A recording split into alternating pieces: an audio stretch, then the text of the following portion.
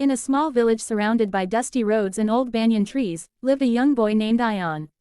From a distance, he looked like any other boy, thin, quiet, always walking with his head slightly down. But anyone who observed closely would notice something strange. Ion always seemed tired, even when he wasn't doing any hard work. People often wondered why. What they couldn't see was the heavy bag he carried on his back. Not just a physical one, but an invisible bag filled with memories, regrets, failures, and pain from his past. The weight of yesterday. Ion had once been a bright student. His teachers praised him, his parents had high hopes, and his friends admired him.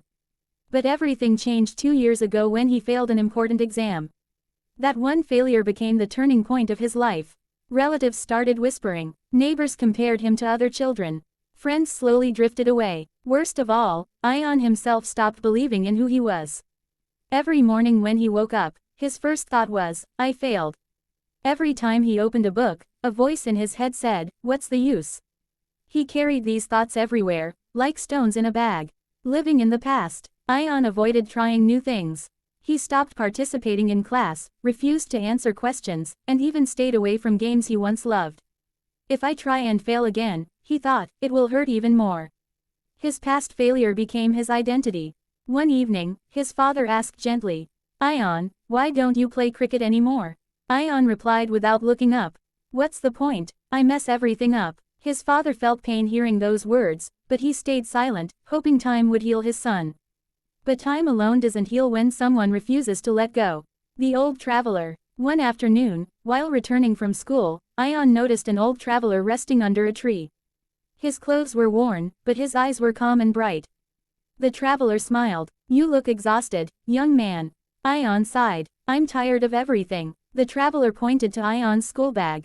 That bag looks heavy. Ion laughed bitterly. It's not the bag, it's my life. The traveler stood up slowly. Walk with me for a while. A strange lesson. As they walked along the dusty path, the traveler picked up a stone and handed it to Ion. Hold this. Then another stone. Hold this too. Soon, Ion was holding several stones in his arms. Is it heavy? The traveler asked. Yes, Ion replied. The traveler smiled. These stones are your past mistakes, regrets, and fears. You keep holding them, even when no one asks you to. Ion looked confused. The traveler continued. The stones didn't become heavy when you picked them up. They became heavy because you refused to put them down. The truth about the past. They reached a narrow bridge. The traveler asked Ion to cross it while holding the stones. Ion tried, but stumbled.